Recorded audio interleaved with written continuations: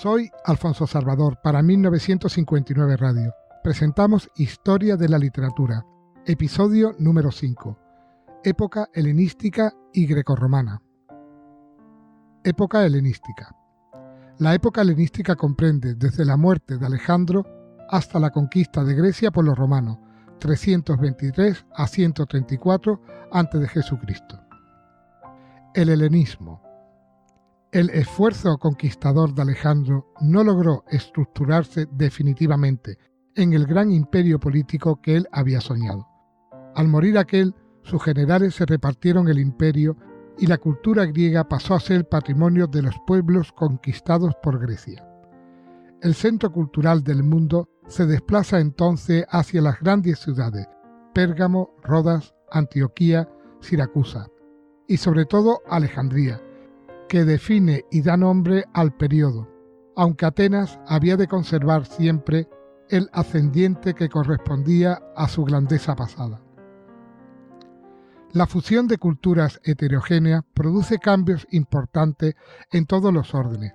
En la literatura, como en las artes plásticas, se rompe el equilibrio clásico en favor de un amaneramiento barroco, que busca ante todo la perfección formal a falta de originalidad creadora.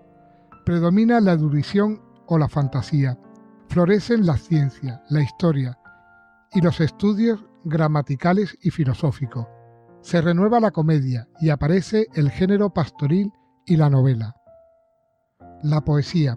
La épica, un intento interesante de renovación de la poesía épica, es el que llevó a cabo Apolonio de Rodas, siglo III, con su poema La Argonáutica, que refiere la expedición de Jasón y los argonautas en busca del velloncino de oro.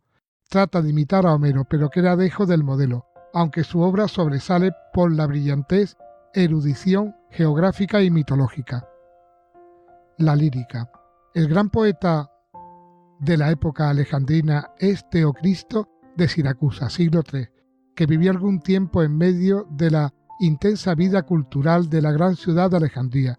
Esto explicaría la visión idealmente embellecida de la vida campestre que nos ofrece en su obra poética. Teocristo es conocido por sus famosos idilios, breves poemas de carácter amoroso, generalmente de asunto pastoril o mitológico. Con ello inició la literatura bucólica, que tanta repercusión habría de tener en Roma y más tarde en toda Europa durante el Renacimiento y el Neoclasicismo. Es de notar que los pastores de los diálogos de Teocristo, aunque idealizados, no tienen aún el carácter refinado y postizo que sería típico en este género literario a partir de Virgilio. Hay en el poeta siciliano auténtico sentido de la naturaleza y también son sinceras la ternura, delicadeza y melancolía con que expresa la pasión amorosa. La comedia. Menandro.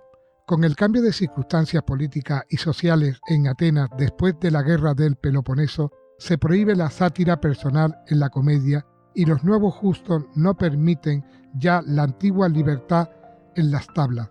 Se desarrolla entonces lo que los antiguos llamaron la comedia media, fase mal conocida que sirvió de transición a la comedia nueva. Esta abunda en temas costumbristas y de caracteres presentados con intención moralizadora. La acción suele inspirarse en incidencias de la vida cotidiana, pero se complica artificiosamente con situaciones inverosímiles y termina con desenlaces inesperados muy del agrado de los espectadores. El representante principal de este género de comedia es el ateniense Menandro, que vivió en los comienzos de la época alejandrina. Aunque escribió mucho, solo conservan fragmentos de algunas de sus obras, como El labrador, El arbitraje, El misántropo, suficiente para dar idea de su teatro, basado casi siempre en temas amorosos de desenlace feliz. No le falta intuición psicológica ni dotes de observación, junto con gracia y simpatía muy humana. Menandro inicia un tipo de teatro que luego seguirían sus imitadores latinos, Plauto y Terencio, a través de los cuales no es verdaderamente conocido el autor griego. filosofía. Durante la época alejandrina, Atenas sigue ocupando, como hemos dicho, el centro del pensamiento filosófico. En el siglo III florecen dos nuevas escuelas que, interesadas ante todo por problemas de carácter práctico, tratan de establecer normas de conducta que regulen la vida moral del hombre. Zenón fundó la escuela estoica, que cifra el supremo bien en la virtud y en la impasibilidad, indiferente del sabio ante el dolor. La escuela epicúrea toma el nombre de su fundador Epicurio. Su doctrina, desfigurada en tiempos posteriores, enseñaba que el bien sumo radica en el placer, no tanto en lo sensorial, sino principalmente en el del espíritu y en la práctica de la virtud. Época grecorromana. La época grecorromana comprende el periodo de la dominación romana, desde la toma de Corinto hasta la extinción del Imperio de Occidente, 146 a.C., 476 después de Jesucristo. Esta época es la más estéril literariamente, pues las letras se resienten de la pérdida del carácter nacional al ser conquistada Grecia por Roma. Abundan los escritores, pero ni siquiera los más representativos igualan a los grandes autores de los siglos precedentes. A pesar de esta postración, las letras griegas sirven de elemento fecundo para la inspiración del pueblo vencedor y recobran nuevo vigor cuando en ellos se redactan los libros del Nuevo Testamento y los primeros escritos teológicos. La historia. Polibio de Megalópolis, siglo II a.C., cultivó notablemente en esta época el género histórico. Su obra es una extensa historia del mundo grecorromano desde la Primera Guerra Púnica hasta la toma de Corinto, 268-146. Comprendía 40 libros, de los que solo quedan los 5 primeros y muchos fragmentos de otros. Polibio escribió su historia después de realizar minuciosas investigaciones sobre las fuentes y acontecimientos que son objeto de ella. Para ello le puso en situación muy ventajosa la amistad y protección de influyentes personajes de Roma, donde había sido llevado como rehén al ser vencida Grecia. Poseía además rectitud de miras y singular capacidad de interpretación de los hechos y de sus causas, así como profundo conocimiento de la inserción de los sucesos particulares en la marcha general de la historia. Su obra tiene fin aleccionador, sobre todo para los hombres de gobierno.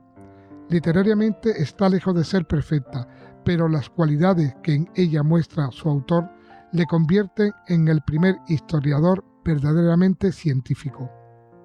Plutarco, en el siglo I de la era cristiana, y en los comienzos del siguiente vive el interesante escritor Plutarco de Queronea, 50-125. Aunque residió habitualmente en su patria, vivió algún tiempo en la Roma de Trajano. Es autor fecundísimo y multiforme en su producción, pero sobresale como moralista y más aún como historiador. Estos aspectos aparecen en sus dos obras más importantes, Los Morales y Las Vidas Paralelas.